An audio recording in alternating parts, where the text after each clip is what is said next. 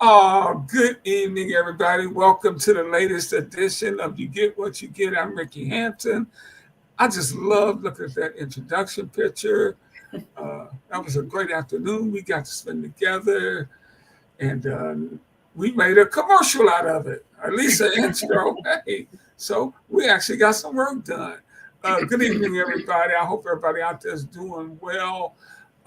We got a great show planned tonight. We're going to be joined a little later in the show by our great friend Matt Calvin, who's a finalist for the Basketball Hall of Fame. And we're hoping that this is the year that Matt gets over the hump. It's only a matter of time before that happens. But Matt always offers us his insights on what is happening in the National Basketball Association. And really, I don't know, did anything happen this week in the NBA tree? I don't. I think I heard something. I'm not quite sure. Maybe some people are moving around. Yeah. I think I heard something like that, man. So we're going to get into that this week. And Tim, we were just talking before we went off the air. I mean, this is Super Bowl week, but this has been a strange Super Bowl week with all the happenings surrounding the big trade between the Mavericks and the Lakers. But let's get into a little bit of the big game. I haven't even heard that many big game commercials. There's been so much talk about the trade. Well, I've seen a couple of those commercials, and I think Duncan wasted their money this year on their commercial with Ben and Casey Affleck. So I don't know why they thought that was funny, because it's like it leaves too many people leaving. Okay, so who is that dude? And why is he in that vat of that stuff? So yeah, who is it? Do you know? I have no idea. I said, is that syrup and raisins? What is that? I didn't know what it was. So, but yeah, they wasted money this year. So these spoiler commercials. I mean, I think the one where Billy Crystal and Meg Ryan. Is that her name? Meg Ryan. Was that Meg Ryan? When they from the Harry Met Sally. I'm all over the place. Harry Met Sally. They reunited for that, and she pretty much did Rob Reiner's mom's part in that commercial. It's still funny. It's still a great. The mom's part was I'll have what she's having. Yeah. She repeated her deal. Her deal. I haven't seen that one yet. You're all over the place, Tim. I got all the commercials, the wrong movies. It's okay. Come back to us. Come back. It's all good. But that is a football game this Sunday in New Orleans, Louisiana. Oh, is it this Sunday? Yeah. Is it this Sunday? Everybody's down there partying. Kansas City Chiefs and Philadelphia Eagles, 6:30 kickoff on Fox. Any thoughts on the games, Tree? Tim, what are you guys thinking? I don't know. Tim, you go first. I'm going to save my thoughts. Go ahead. Okay. I was really all in on the three-peat because I think that's just history. You want to see history made, right? Or you would think so. But then I saw a tweet this afternoon. It came in from Truth Social. And it was extolling the virtues of Brittany Mahone. And he'll be at the game Sunday. So my allegiance have all of a sudden shifted to the Philadelphia Eagles. Wait a minute. Come again now? It's I saw a tweet from Truth Social today. Uh-huh. Oh my God! Extolling the virtues of Brittany Mahomes. Say no more. Yeah, and that he would be at the game. And I said, okay, I was going for the three-peat. I got to go. I'm riding with the Eagles now. I'm just going to have to endure that Saquon jumping backwards in the air thing a billion times and just roll with it. So. Well, one of the reasons I wasn't going for Kansas before that tweet that you just read was one of the reasons.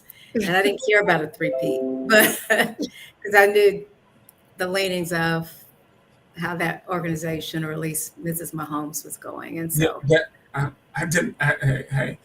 And you know what? I think I may have mentioned to you guys, I'm trying my best to ignore this fool And when you mentioned True Social, because I tried to put that out of my, I had to think about, True Social. Yes. Yeah, yeah. But Jalen's just cute, so there's that. Well, just is. cuteness factor. Cute. Yeah, I knew that was happening because I think yesterday at the media availability, this one dude was talking about how either his wife or his sister thought he was the most handsome quarterback in the NFL, and that and how could how could you help me be like you or something like that? I think it was some sort of question like that, and I think he said, "I don't have an answer for that. I think that's a DNA issue." Is how I think that was his response. Yep. which is good enough. That's a DNA issue. I got it from my mama and my daddy. Yeah. I tell you, having covered several of those things, it's amazing some of the people that get credentials to the Super Bowl to answer questions. It's like the old coach here in Detroit, I forgot his name. Sometimes on Wednesday, the TV guys will show up, and there's some excellent TV journalists out there.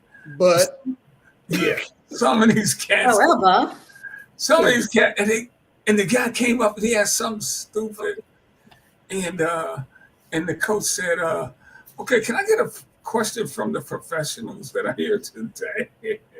Wow, just totally disregarding it.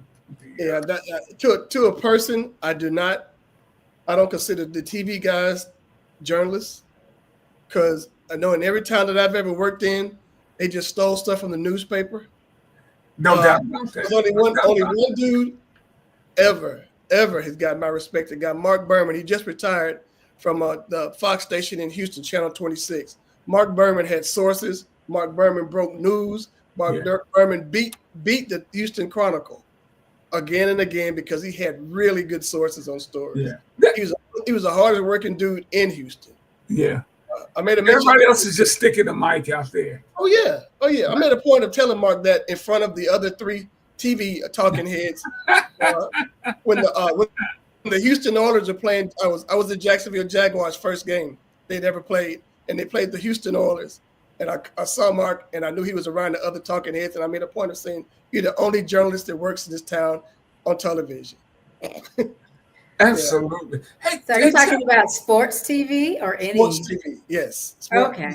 Those local people, because they're thieves. Yeah, they just. Yeah. Wow. I mean, that's that hurts because I work on TV, with the Rev said, "Hey Tim, were you in Houston when McNair was there? His rookie year? No, he was still in college then.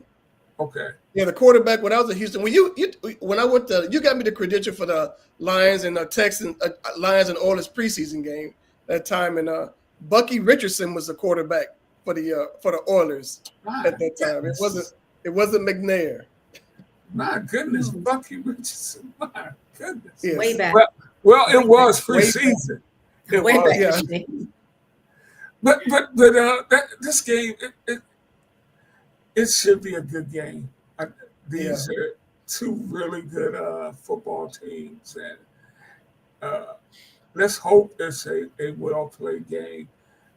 From a historical point of view, you will have a black quarterback who is champion, and like you guys, I am hoping that it's Jalen Hurts. I mean, and when you think about it, Tree, this guy, you got to give him a lot of credit. You remember he was benched at Alabama. Tua came in, took his job, and Tua was playing great. Yeah. He left, went to Oklahoma, did he win the Heisman at Oklahoma? No, he didn't. He didn't. But he had a great career at Oklahoma, though. But this is the thing about it. Yeah, that was I have that tweet. I have that a Facebook post memorialized when he got replaced at the half. I said, Georgia. I said Georgia played itself by making Hurts look bad, and I said Saban's gonna bring that boy from Hawaii in. He's gonna win the game, and that's exactly what he did. And Tua came in and took his job, and Georgia lost in overtime. Was it overtime? Or was it last? It was in overtime. Yeah. So I forget that. And he's and Tua's been a good quarterback, but Hurts has certainly accomplished more. I don't know if he's actually a better quarterback. He just has to be on a better team. But Well, he's got to get his head straight, and that is no pun intended, because there's concussions after concussion after concussion for him. He needs to really think hard about, life after football. He keeps having the same issues. But he also said he didn't want to wear that protective helmet, right? Whatever that's called, that thingy, the shell. The shell, yes. Yeah. He didn't want to use that. So I think you're right. Beyond football, he's not thinking about that. If you look at other players who've had concussions and the other ills that they had after that, I guess maybe he's thinking, well, that's not going to be me. I think everybody probably at some point thinks that's not going to be them. But it very well could be. I hope it's not, but it could be. You think their shell's protective too? I think it was the Buffalo game, the Kansas City Buffalo game. Guy was wearing a shell, and he just come back from a concussion, and he took a hit, and he got concussed again. Even wearing that shell, he was a defensive back, I think, for the guy from Green Bay, Dobbs. Yeah. So he had the shell on. I mean, God, it is a beautiful, wonderful game, but it is it's violent. Yeah. And here's the thing with here locally, during the state football championships, and it was a point of contention in the Turner household, because I said, look at that soft team out there. There's a team playing for the state title. Every football player had a shell on his helmet. Yeah. And I thought I said, really? The entire team is wearing a shell? I think we talked about it. Was it high school? You said high school? High school, yeah. The whole team had it on there. And I just didn't see where that was going to advance, but and I think they might have won the championship. I'm not certain, but it was really something to see that they took safety to that degree. And I see what Roger Goodell at his press conference the other day said that concussions were down by 19% because of rule changes, better equipment, better training. And I would probably think it's those funky kickoffs, because nobody's going to get blasted in those things. At all. They don't do the same type of hitting and tackling that they did back in the day. The athletes are bigger, stronger, faster, but at the same time, the game is less violent. The rules are put into place to make sure of that. But don't you think for high school kids, that's not a bad thing? Or you're saying they just need to toughen up? No, I'm not saying it's not a bad thing, but if you're an opponent, you see this whole other team wearing bonnets, you're thinking, oh, these guys are soft. But at the same time, you are playing this team in the state championship. They can't be soft. They're really good athletes. So it was just a weird look to see those ridges on every helmet, to see it like that, and to see to that degree. I think kids shouldn't start playing football till they're like junior high or freshman year in high school. I don't think younger bodies can take it. Hits. What about flag? Flag football? Yeah, if they're younger, do you mind them playing flag? Well, that's fine, but it's like somehow still people. What am I thinking? They said soccer has more concussions than football. Yeah. And so I'm thinking if a kid's head is exposed, if there's some way to put some sort of protective cover on their heads playing flag, fine. I just think anytime there's not a helmet on, you're taking a risk. I've been hitting the head with a baseball. It's not fun. That explains it. That's it. Right there you go. That's your friend, Tim. Tree's your friend right there, I'm just kidding. That's right. Mm-hmm. Hey, I want to touch on this situation that just went down regarding the Heritage Classic football game, which is one of the premier HBCU games over the last 30, 35 years. Tennessee State University has been a big part of that, as well as Jackson State up until recently. And now Tennessee State is pulling out of the game that's held in Memphis at the Liberty Bowl each year. And now I'm looking at, first time in 34 years, Tennessee State will not play in the Southern Heritage Classic. And the interim president of Tennessee State is a gentleman by the name of Dwayne Tucker, who is a North High School classmate of mine. in Nashville. And Dwayne says, I think most people understand that TSU has some financial issues that we need to walk and correct ourselves. So to plan an event where it's not financially in our best interest, the fee that's proposed is not just a good financial return for Tennessee State. But we would love to come back. And I love Dwayne, who we called Chubby when he was in school. But I told you guys before, and I don't know who was in the media department at Tennessee State, the public relations department. The state of Tennessee owes them $2.4 billion.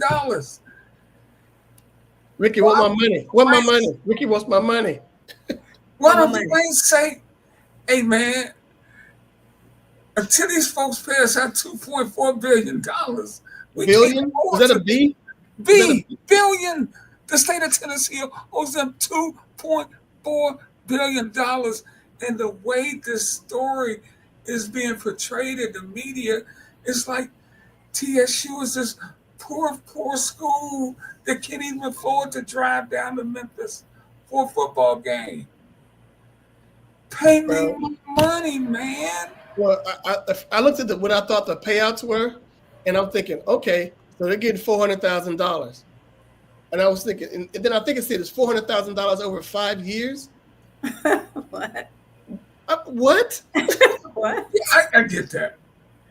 Come on. I get that. That's not even a tank of gas for one of the buses. They're with the band there and back. Yeah, exactly. I said, okay, that's not bad. $400,000 a year for 5. I said, no, total, and it's $800,000 split between the schools over that period of time. And somebody's making money in Memphis, but it wasn't. Because Tree, they have 50,000 people at that game, and they have stuff all week. It's still one of the well-attended HBCU games. But my bigger problem, Tree, is how TSU is handling its state of affairs. Yeah, they have a financial crisis going on, but the financial crisis is caused because you ain't paying me my money. I want they my should preface everything they say with that. I want my daddy's records. Yeah. Aren't they going through? I don't know what's the status of it. I know there was. Is there any lawsuits? Anything happening with that? Do you know? And maybe that's why they're not saying that. I don't know. I haven't followed it in a while. But I know about it, but I don't know what resolution they're working towards, if any. And maybe, maybe they have some I was just in Nashville, read up on and talked to people. They have some issues going on within the university, what HBCU doesn't. Right. That's the HBCU run around, the HBCU tradition. Now you know what I saw doing the coaching, the NFL coaching search. You know who got an interview, right? Eddie George. Eddie George, the head coach of Tennessee State. He's like, he sees that writing on the wall over there. That program, evidently. Is interviewing with who? I forget what NFL team it was. It was who? NFL team. The Bears. Oh, that's right. An assistant or something like that.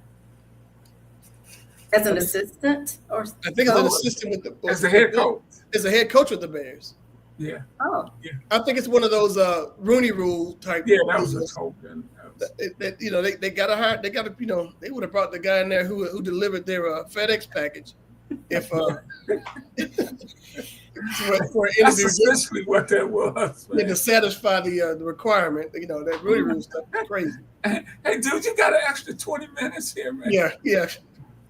Somebody get him a Coke and some bag of chips. That's exactly what it's like. So, it's some of those guys, they had no shot of getting a job. Right. But, that's so true, man. Hey, we actually have a legend on the line. Let's bring this brother in. There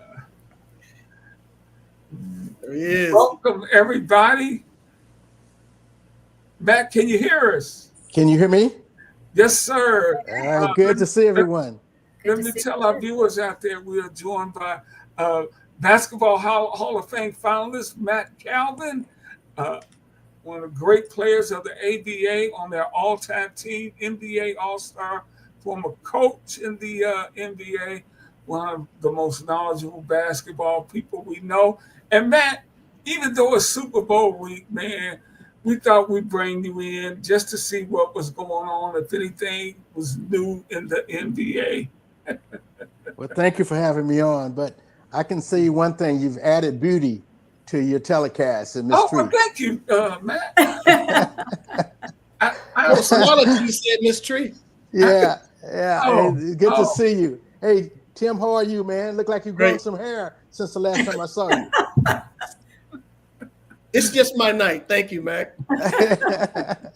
And Ricky, I talked to you on Sunday after the big trade, which has really devastated and rocked the Laker fans out here, and certainly the Dallas fans. It's gotten so bad in Dallas, they're offering refunds back to the ticket holders. Yeah, in Dallas. So, listen, you know as well as I do, you've been around. This country's always looked for a white hope. And so whether it's the president or whether it's Luka, and so they're pretty devastated. But let's get to it. I'm excited. Well, fans in Dallas, and for anybody watching that doesn't know, we know the big trade a couple of days ago. Essentially, it was a swap. Luka Doncic to the Lakers for Anthony Davis to the Mavericks. But I think the Mavericks are a better team with Davis than they are with, and they got Max Christie, who's a nice young player. I think they're a better team now than they were a few days ago. Well, I think no question about it. And again, thank you for having me on. When you look at it, as I articulated it on Sunday, in the short term, it's a great trade for Dallas. I mean, they are right in the mix, one of the top 4 teams in the West. But in the long term, you're trading a 25-year-old megastar for a 31, soon to be 32-year-old player in Anthony Davis. Now, the biggest problem that as I shared with you, out of 410 games over the last 5 years, Anthony Davis has missed 162 games, and Luka has missed close to 35-40% of his game. So you on a given night, you never know which player going to show up. But in terms of building for the future, I think the Lakers have done that with Luka, and now you can build around him. It would not surprise me it would surprise me if they traded, if LeBron wants to trade in the next couple of days. I think he'll wait until the end of the year, this summer, where he can opt out of his contract and go with, as I said to you the other day, you were surprised, go with the Warriors. I think he and Steph has always wanted to play together, and I think that will happen. I know there's been some talk in the papers that LeBron and Kevin Durant want to play together, but I don't see that happening. I can't see that happening. And so it's a one-year deal for in regards to trying to finish this season out for the Lakers. They have no future, and so you got to build around Luka, and then they've given away a lot of their first-round draft picks over the last couple of years, for the next couple of years. So that's going to be difficult. It's a future move in regards to the Lakers, and let's win now. But as I said to you, it's going to be hard to beat them boys down in Oklahoma, man. Them young kids, and if you beat them, now you got to get by another young team, and that's Houston. And then 2-3 years down the road, you got Victor in San Antonio. So the West is going to be pretty strong over the next couple of years. And I do think Oklahoma will win that game, will win the championship. I'm sure Tim wants to know, any hope for the Atlanta Hawks in the future? Yeah, I was not thinking that at all. That was the furthest thing from my mind, being in this town. Yeah, Miss Tree, that's cold. You made him scratch his head, but no, they got no hope. I mean, they've gone through 3 coaches in the last 4 years, and probably getting ready to go through another one in Quinn Snyder. I just don't think that team is built. I think they're going to move Capella before the deadline on Thursday. It wouldn't surprise me if he goes with a contending team. just to that support system. And so we'll see. I know the Lakers have said they want to back up, but Pelinka, the general manager, said we want a championship caliber center. Well, everybody wants a championship caliber center. Just trade him one. Exactly. Wouldn't it be something if Milwaukee went ahead and gave him Giannis or something of that along those lines? I mean, Tim, all of NBA players. Tim, besides, not to cut you off and not to disrespect you. Besides, I mean, are you in that tea you're drinking? What's in it, brother? Because nothing's going to happen there in Milwaukee. I text Doc Rivers the other day, and Doc, I coached him with the Clippers. I text him, and I stay in touch every now and then. But I told him, if you want to get to the finals, and if you got some assets, bring Jimmy Butler in there, and that Doc is the only coach that can coach that guy, and they have a chance. Middleton's not going to get it. Portis is hurt. They need somebody that's got that dog in him, excuse me, Miss Tree, that's got that toughness in him. And besides, he's familiar with that community. He played at Marquette. I think he's the only guy that he would probably re-sign because people are afraid of him. You bring him in on a short-term lease for the next 2 or 3 months, and then he has the option to opt out. So nobody wants him on a short-term lease. I think he'll play in Milwaukee. I think he'll be perfect for the Milwaukee Bucks. Enough about the teams and stuff, but about Jimmy himself and how he's approaching his business and how he's doing this. Because I would see Mickey Aronson, the owner of the Heat, calling Pat Riley saying, trade him to what's the worst team in the league right now besides Atlanta? Trade him to the Hawks for a pendant, and let him know this is what we think of him. That kind of stuff, I don't see that happening. You're giving up. He has value, but a leopard don't change spots, brother. But hasn't he diminished his own value by saying, "Okay, I don't want to go to Golden State"? Who wouldn't want to go to Golden State? There's a team that hasn't changed. I think he's, I don't play cards, but I think he's trying to use a poker face to play his hand. His problem is that he's done the same thing 3 times, 3 different teams. Was it Minnesota, Philly? Philly, and now Miami. Yeah. And then he had some problems in Chicago, who drafted him on the second round. He wanted out of there. But I just see, but he's got value. At 35, he's got a short-term value. That's pretty much it. On a contending team. If you take a chance, bring him in, you give up assets. Now you don't know if he's going to re-sign, which he would be stupid if he didn't re-sign with anybody. He's got $50 million left on a 1-year contract. Who's going to pay him that? So what do you think he wants? I'm sorry, I didn't mean to cut you off. What do you think he ultimately wants? I think he wants to win like all of those older guys, like LeBron and all of them, KD. They want to win one more time. They want to taste the champagne. I think that's what he wants. But I think he's cancer. He's cancer on a basketball team, in the locker room and everywhere. I'm with you on this so much, Tim. It's like he's ruined his legacy. I mean, he had some great playoff series where he was carrying his team. People calling him Jimmy Buckets. They had a big mural of him in Miami that they took down. And now you're going to think about all this craziness. I don't have love for the game. You making $50 million living in Miami.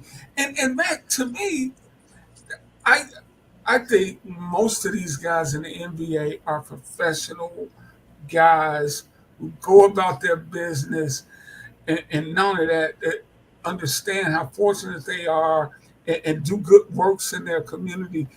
But I got a few guys, I just wonder, do they even like basketball? Or do they even want to play basketball? I think of Joel Embiid. I mean, he stays hurt all the time. Right. Simmons, does Ben really want to play basketball? Yeah. These guys have made so much money, they become content. And they forgot what it took for them to get there from 11, 12, 13-year-old.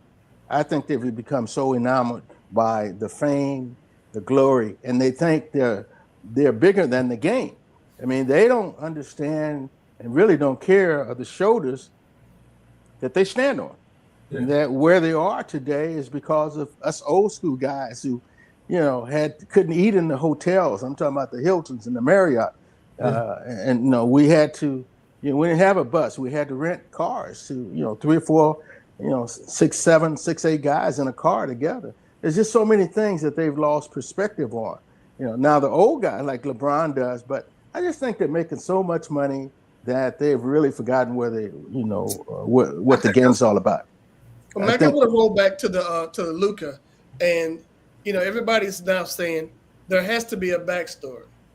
And with me looking at him, and tonight on TNT, they tried to involve Shaq into talking about a guy who was playing out of shape. And Luka looks like every year he starts the season looking like he spent a whole year eating burgers and beer and drinking beer. And he has to play his way into shape as the year goes on, as it goes along.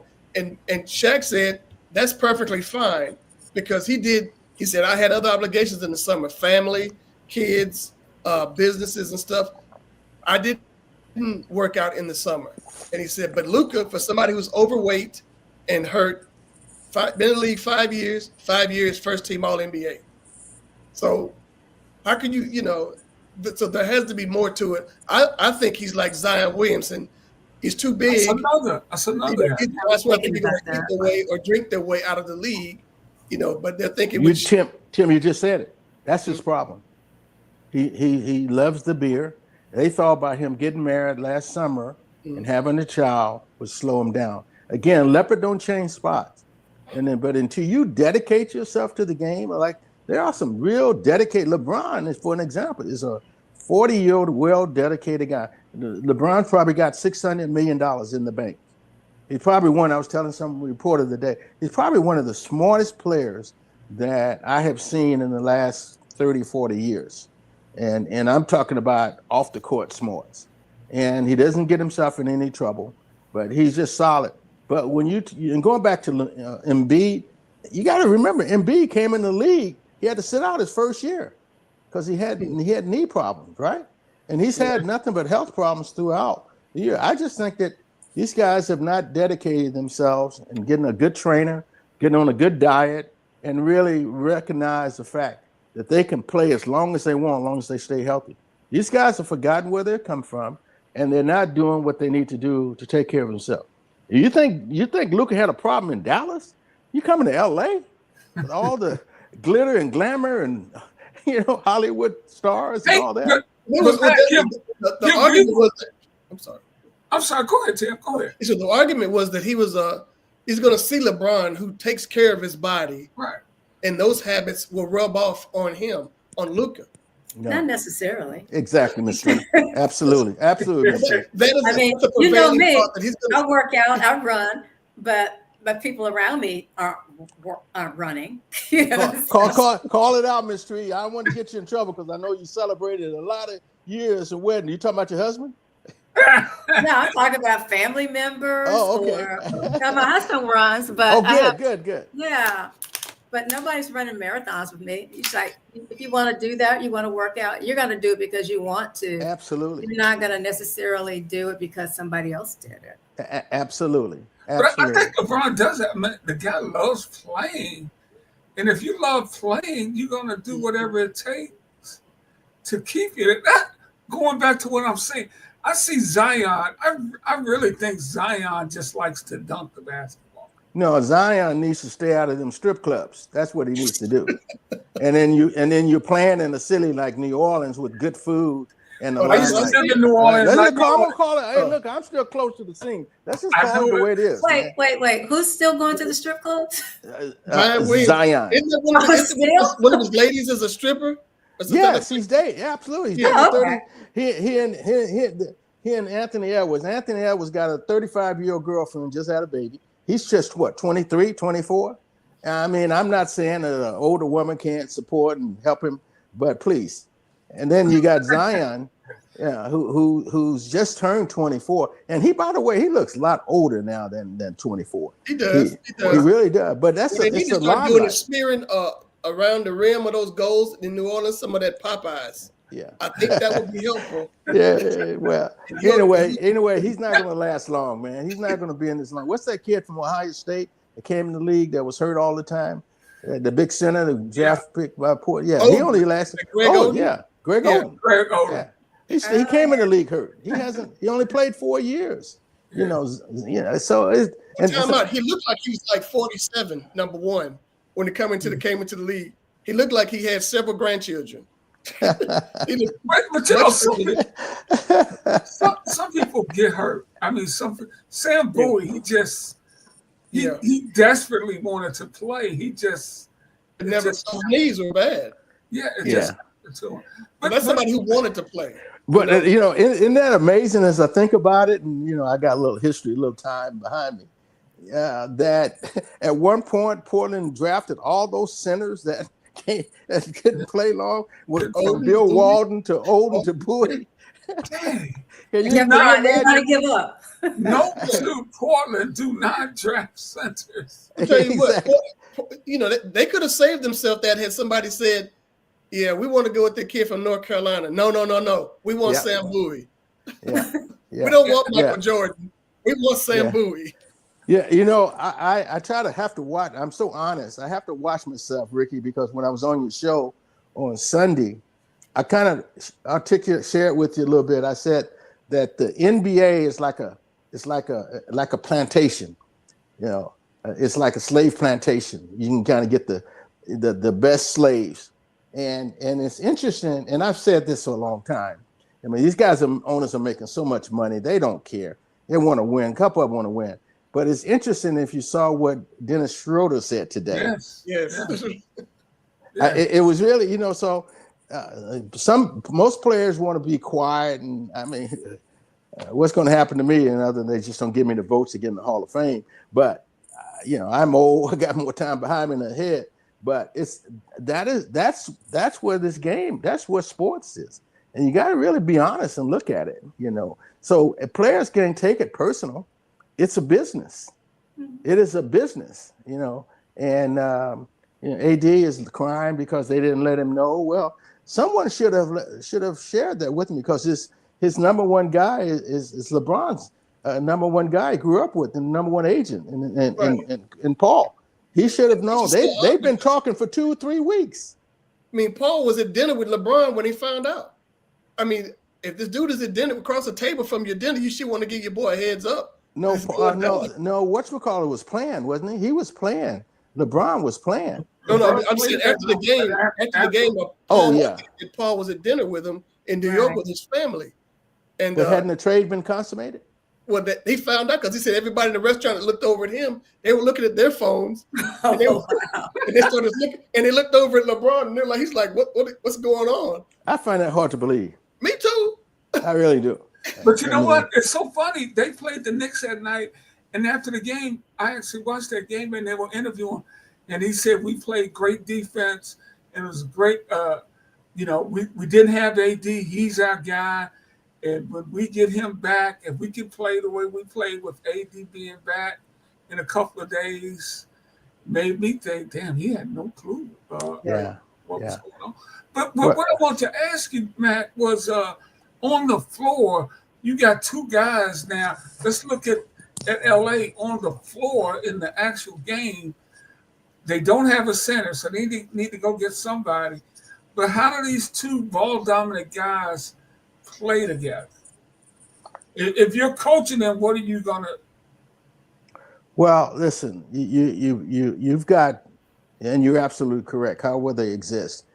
Kyrie and Luka found a way to exist together, but you've got a guy who's played in the league 21, 22 years, in LeBron.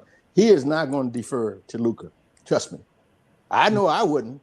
And he's the man. At the end of the game, 3 minutes left in the game, that ball is going to be in LeBron James' hand.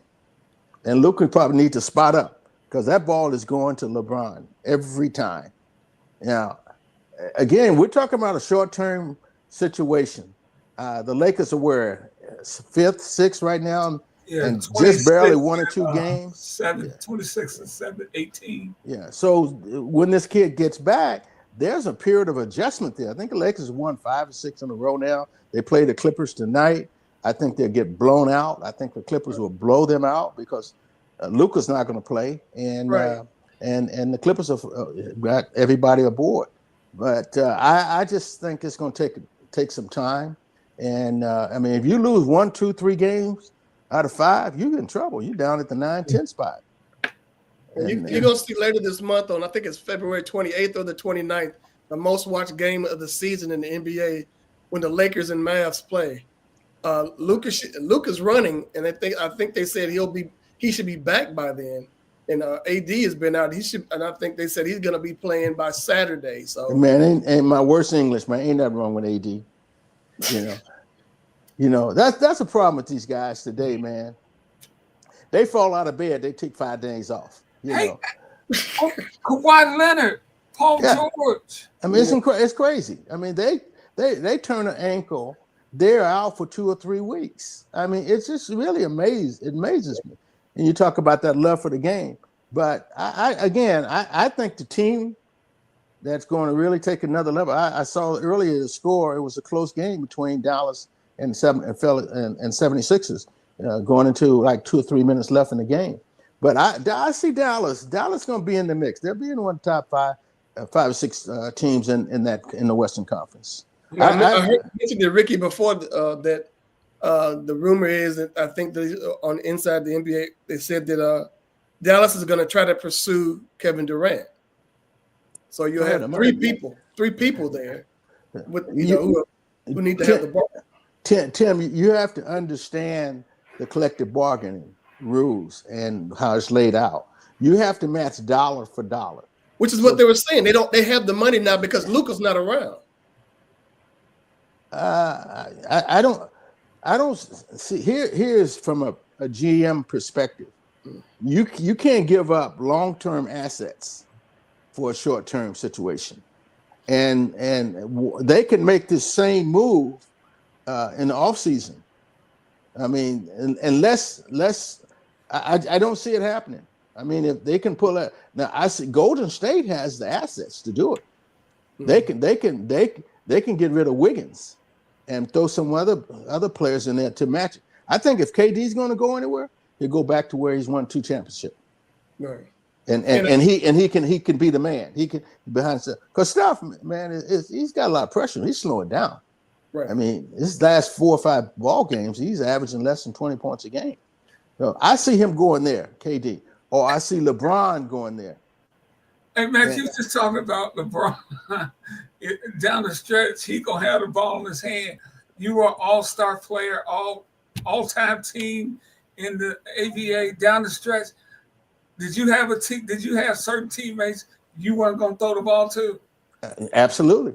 Dan Issel, he's a top 50 player. I wouldn't give the ball to him because he ran from it. Most of the time, he didn't want to have it. He didn't want to take the last second shot. But when I played with David Thompson, David was not a creator, but you give it to David, he's going to take 1 or 2 shots. But I'm the point guard. I'm going to run the show, and that's who LeBron is. A point forward. They created that name after Paul Pressey. Well, that's what LeBron has been all of his life. When Kyrie, LeBron had the ball the last 2 or 3 minutes, and Kyrie is one of the greatest one-on-one creators, basketball player that ever have played this game.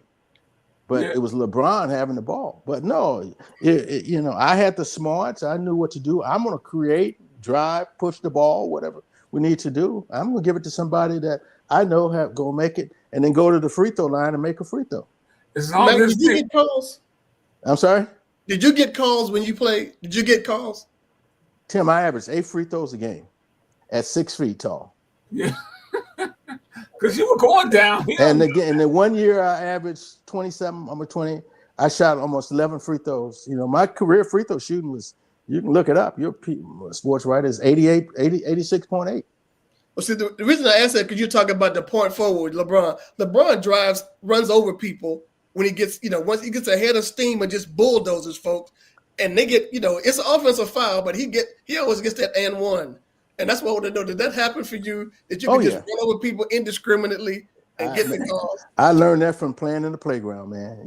I'm smallest thing out there. I learned how to hit first, draw the foul, because most referees are out of position to make the call. They see the contact.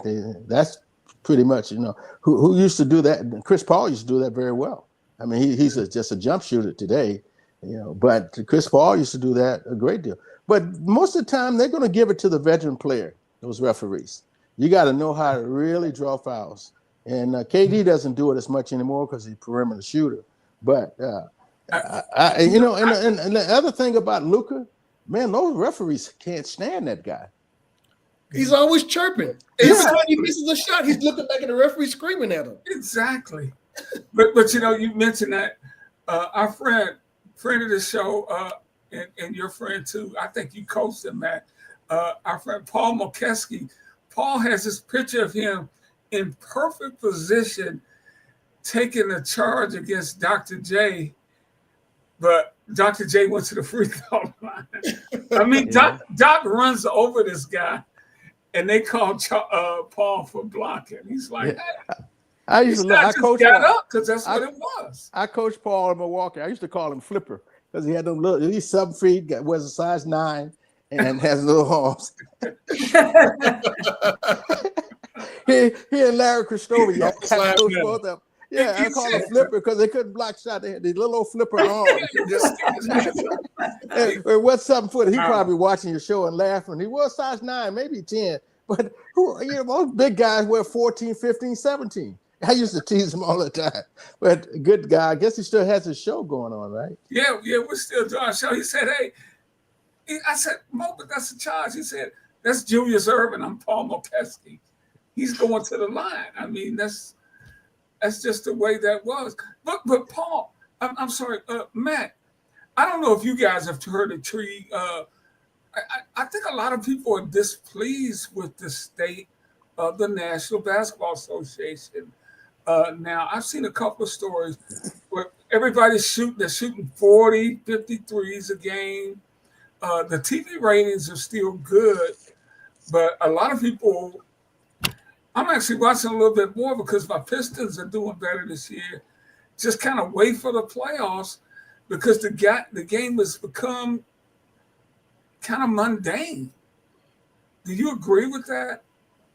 Well, I've always, certainly over the last decade, you have a guy around the rim can make a shot too, and he's going to pass it out for someone to take a 3-point shot who's only shooting 33, 34%. Makes no sense. But the game today is such a pattern. When we played, when I played in the ABA and then we merged, then we didn't shoot that many threes. We were lucky we shoot 10 a game or 15 a game.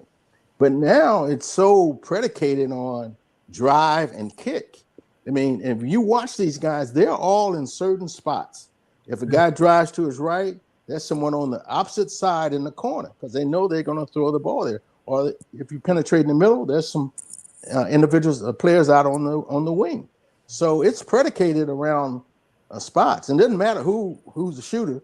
They're going to take the 3-point shot. So I think the game is not a lot of penetration and fast break. You don't see that many fast break, and they're keeping stats on everything in the paint, how many touches, and all these things, which to me don't make any sense. Bottom line, can you make a damn shot? I always think it's that all they ever shoot is 3-point shots. That's what I look at. It's like nobody goes to the basket. Not at all. Not at all. I mean, 2 points is 2 points.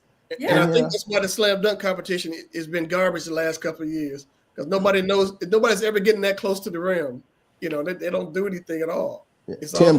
Tim Chain, put the dollars up there. Give him a $500,000 or $1 million. You'll see all of them come out there. You'll see all, and I think that's where the league is going. I was going to say David Stern, but Adam Silver, who I love, he's trying to change the game, man. You don't mess with something that's not broken. He's trying to get creative. Talking about 10-minute games, 10-minute quarters. You can't. College game is a college game.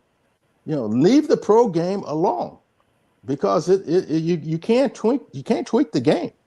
But you played in All-Star games, Matt. I mean, what was it last year? 200 to. I mean, come on, man. Yeah, that's street ball. But I think when I played, the winning team got $1,000 and the losing team got $500. Y'all were playing hard for that. Hey, man, we wanted to win for that $1,000. Yeah, you wanted that money. Now, these guys with the winning team, $500,000, or you give so much each quarter to your various charity. I'm trying to see how I can get my foundation to get some of that money. They get 400 points. We saw earlier where it was the All-Star game where they froze Isaiah out. There's no freezing anybody out in these games. Everybody's friends, everybody's business partners. Yes, yeah. All this hugging after the game and stuff. It's like, when did it start? Yeah, I think that's school. I think that's what he's. I'm sorry, Tree. Oh, I said back when they were kids, and then what you used to do after kids, you'd come up and you hug everybody. Yeah. No, I mean, what they need to change is that street mentality of an All-Star game, and make it competitive. And the way you make it competitive is putting more money into the pool. Give a guy losing, just like those guys go all out in that play-in, the tournament in season. They go all out.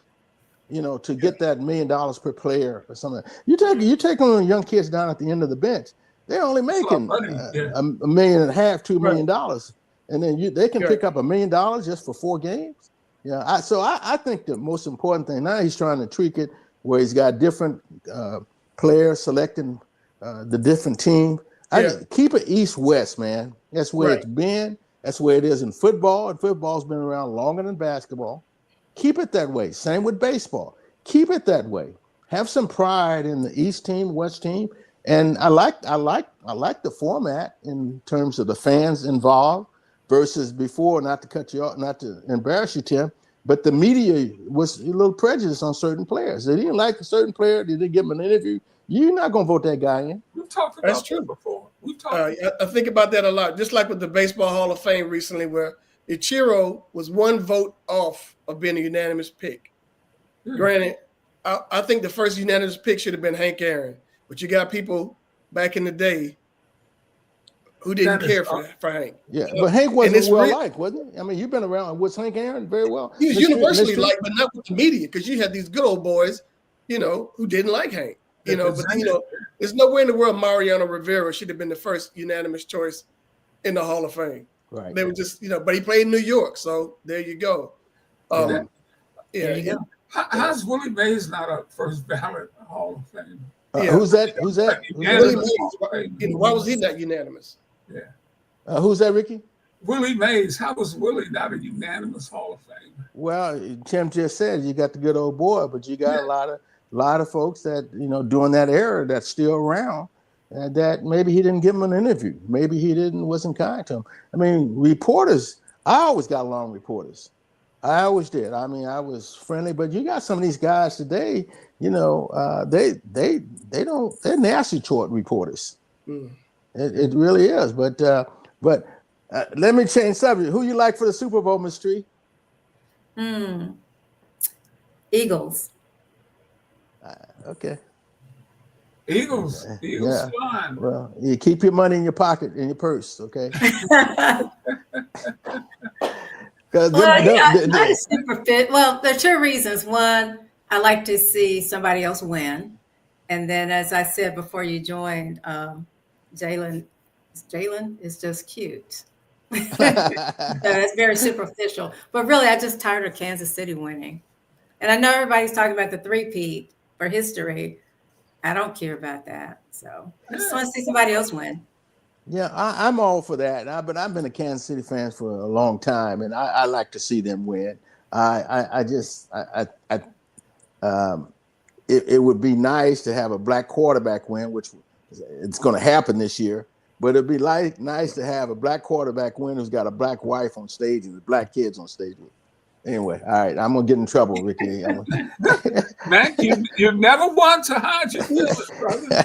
Hey, and I'm tired of Taylor. I'm tired of Taylor. You earned that right to speak your piece, man. I'm tired of Taylor Swift. I mean, I just go ahead. Yeah, Yeah. I'm tired. You don't ever see no other black woman, black player's wife in the booth with them. There's always, Caitlin Clark or somebody else. So anyway, that's just, I've earned that right. I'm old enough. Get my age. You've been through the gauntlet. Nothing wrong with that. Hey, I think now, you earned the right to speak your mind. a couple of basketball things. We just got a couple more minutes left. Is there a trade you would like to see? Is it a team sitting there that could bring in somebody to really propel them? It looks like Philly's in big trouble. I think they're like 12th. They ain't going nowhere. Okay, so is it anybody off that roster?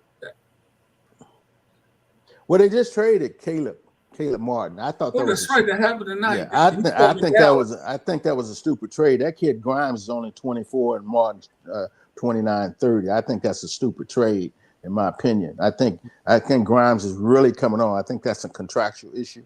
But as I said the other day, if there's one team that needs to make a move that can solidify their chances, and that's my old Denver Nuggets. I think that they can't win. I know they've been talking about Gordon either playing hurt or something because he hadn't played the last 2 or 3 games. All these guys, you got to understand the mentality of a lot of these players, and the agents tell them, when you get close to the trade deadline, play injured. So they want to make a trade for you. So that's what a lot of these guys do. And I think that's what AD was doing. And certainly Gordon is doing. But Westbrook's out for a while. I don't think those young kids, Watson and Braun, can get them over the hump. They don't have anybody else. And they don't have a good backup center in Jordan. I think they need to make a real bold move. And I think they can get over the hump. But again, once some boys come back, Holmgren come back from, they're going to be hard to beat. Right. They Oklahoma. I think the Rockets is still just too young. They're like a deer in a headlight. They're not ready for this the bright lights yet. Nobody wants to play Oklahoma in a 7-game series. Well, do you think San Antonio's going to do anything? Because it's like they got Fox now to go at Wembanyama, and maybe they need one more guy. Yeah, that's a 2 or 3 year franchise. It's 2 or 3. They building for it. This is Victor's second year. Fox is going to be a positive for him, but they're still hovering around the 9th or 10th position. They'll be lucky. Who are they going to get by? Are they better than Sacramento? I don't think so. Not right now. Are you with pleased Levine? With the Levine? What do you think about Wembanyama so far, his second year? Oh man, he's you like him? He's going to be better than Robinson and Duncan together. I mean, he's a humble kid. I saw that kid cry in the Olympics, man, 19-year-old, 20-year-old, when he lost. I mean, that he showed me the passion. You don't see that anymore. Okay, we were talking earlier. I don't want to belabor the fact. We were talking about guys making the money, and they're not. Guys are not humble today. You look and see who one of the most humble guys, the best player in the league is Joker. That kid is so humble. Now he got some crazy ass brothers. Now they always getting into trouble. I see they took him from putting them in the stands. Now they got him their own little private booth now. Because they've gotten in a couple fights, man. In the stands. But he's the most humble kid that I've ever seen. Giannis is humble. These guys come from nowhere, man. They saw American player. They wanted to be. They come from humble beginning, and Giannis hasn't changed. Right. And he got his 6'10" cheerleading brothers not on the team, but he's in the stand, got a front row seat cheering. He remind me of ML Carr. His brother's not on the roster anymore? No. Oh man. No. He got 5. He got 5 years. You think about these familiar relationships, and now there's a backstory too, and I know we're getting ready to roll, that supposedly AD and Bronny James had issues. That was a story I'd heard. I'm like, why are you talking to this grown man, Bronny?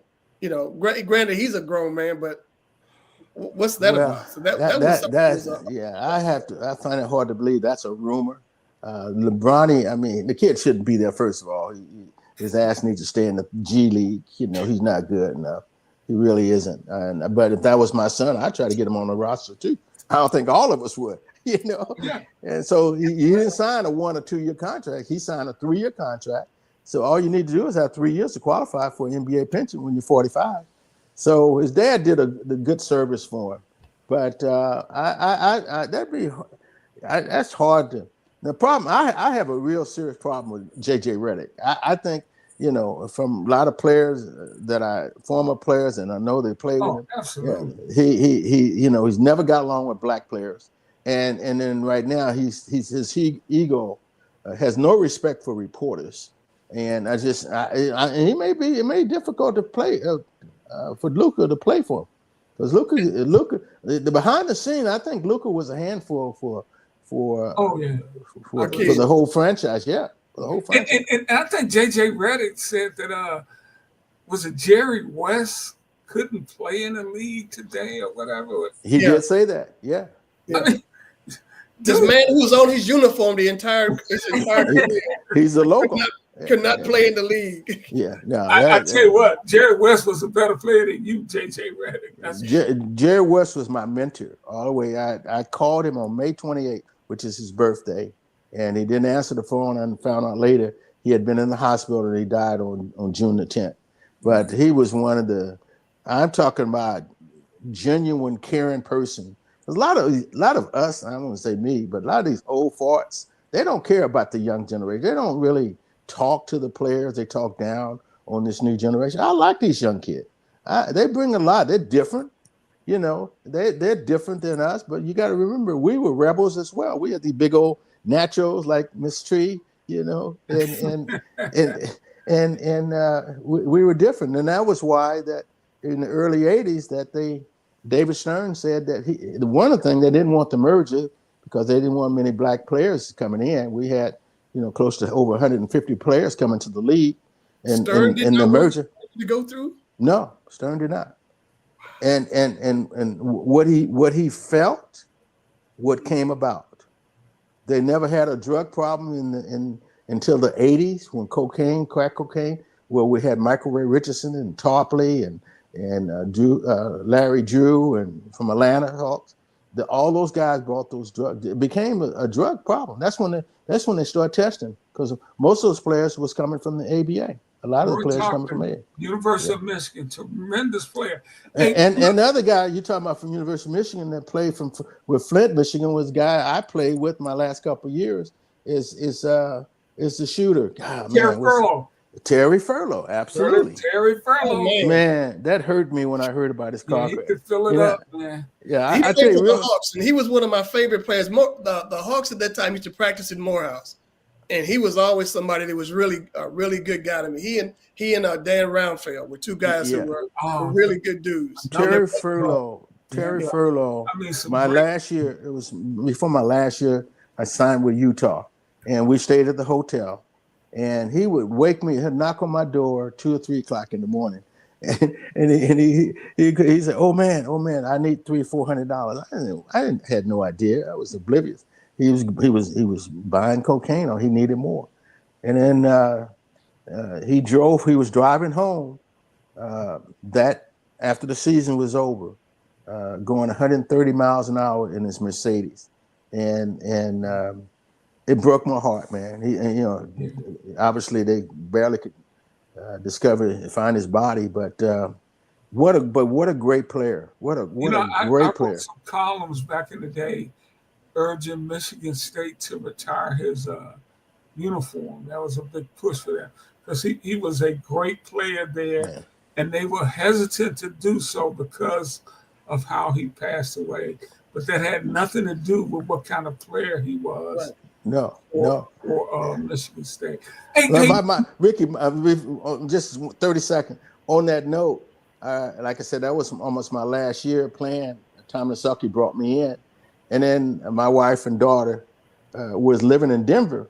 And I remember my ex-wife came down, and Terry came after the game. He saw my daughter.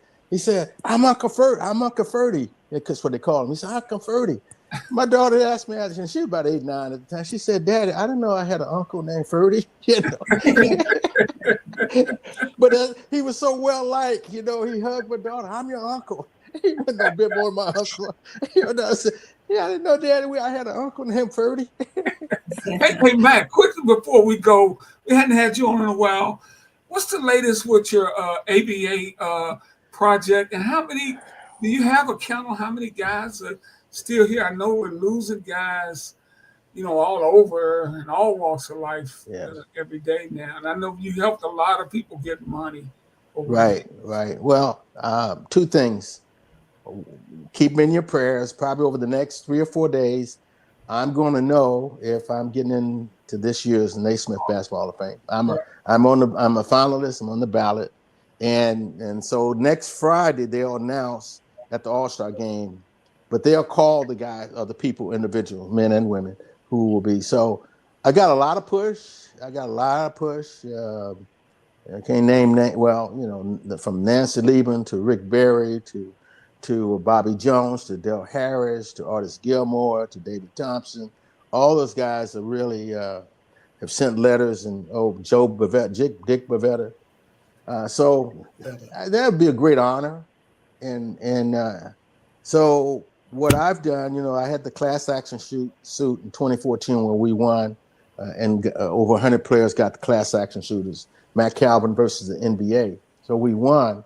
So what that led us to, bucket 3 was another bucket of monies where players that didn't play 2 years or less, or 3 years and less, then they were able to get. And so some of these guys are getting $30,000, $40,000 every first of the year, over about 120 players. And so the NBA recognized, and that's what they call it, recognition check. So guys like myself, I got an NBA pension. So I didn't qualify, but over 150, almost 140 players are getting a check now. So many have died recently. So what I'm pushing for, and I'm going to see Commissioner Silver next week, I'm pushing for them to give all the players. There's about 60 of us that went into the mergers, 70 of us went in the mergers, and we got pension money. So we're talking about the elite players, the Dr. J artists. But I'm not going to name names, but there are a lot of guys that did not get pension money or having a hard time today. And that's what I want. I mean, can you imagine guys in the 70s, 80s, and you give them $40,000 a year?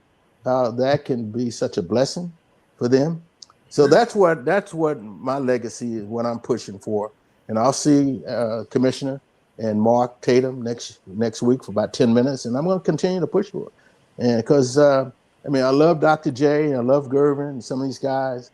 They're getting checks. They're getting ambassador checks, $1 million to speak on behalf. And so it's got to be. I've been the little bulldog all my life, little point guard. I haven't stopped it until they buried me. I got to keep pushing, fighting for the little man, for the underserved. So that's what I'm pushing. So that's what I'm doing. That's a beautiful thing. Keep doing that. Hey, I have to, Ms. T. Hey, Mac, thank you so much. As always, you were outstanding. Your insight on the league. And if we could get you to come out of your shell a little bit, express yourself. Hey, and all I'm drinking is tea, man. I don't even drink. But thank you, Miss Tree. Miss Tree, it's so nice to see you.